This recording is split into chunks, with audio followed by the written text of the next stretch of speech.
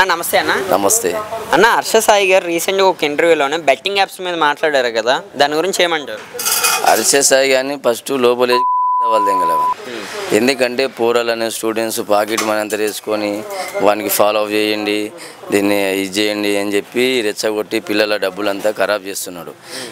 ఈయన కానీ బైఎస్ అని యాదవ్ కానీ ఈ కొడుకులందరినీ లోపలేసి టీఆర్ జైలు వేసి అయితే కానీ చక్కగా గారు.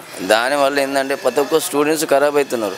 ఇక్కడ వచ్చి నయానో భయానో ఎంతో కొంత జాబ్ చేసి అది ఇలా ఫేస్బుక్లో ఇన్స్టాగ్రామ్లో ట్రోల్ అవుతున్నాయి కదా, దానివల్ల ఏంటంటే ప్రతి ఒక్కరు దానిలో డబ్బులు ఇన్వెస్ట్మెంట్ చేస్తున్నారు.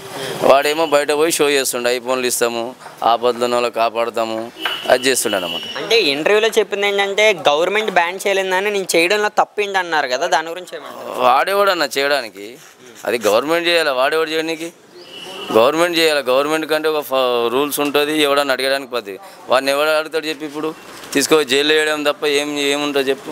మస్తు సంపాదించేసుకోండి, వాడిని కారు చూసినావా, వాడిని షోయింగ్ చూసినావా, ఒకడు ఐఫోన్లు ఇస్తామంటాడు, వాడు వచ్చి పైసలు ఎగిరేస్తాడు మొన్నవాడు. ఇలాంటి కొడుకులంతా గంజాయికి డ్రగ్స్కి అలవాటు పడిపోతున్నారు. అంటే ఇప్పుడు అంతమంది ఫాలోవర్స్ ఉన్నారు కదన్న, ఫాలోవర్స్ చూసుకోండి అందరూ చిన్నపిల్లలే, అంటే వాళ్ళందరూ ఇలా మారే అవకాశం ఉందా బెట్టింగ్స్ వల్ల? మారాలి, మారకపోతే ఎట్లా? ఇలా ఈ బైఎస్ అని యాదవ్ కానీ ఈ కొడుకులందరూ ఫస్ట్ లాకప్లో ఫస్ట్ 10 సంవత్సరాలు బయటికి రాకుండా వీళ్ళని. ఎందుకు స్టూడెంట్ డబ్బులన్నీ ఇన్వెస్ట్మెంట్ చేసి డబ్బులన్నీ అలా పాకెట్ మనీ మళ్ళీ లేనప్పుడు ఏం చేస్తారు, ఉన్నప్పుడు పెడతారు, లేనప్పుడు ఏం చేయాలి? ఏమన్నా అవి సూసైడ్ వరకు కూడా వెళ్తున్నాయి కదా. అవుతున్నాయి మరి. ఇలా యాప్లలో లోన్లు తీసుకొని ఇన్వెస్ట్మెంట్ చేయడమా, యాప్లలో కూడా పటాపట్ లోన్లు ఇచ్చేస్తున్నారు, తర్వాతనేమో టార్చర్ పెడుతున్నారు అట్లా.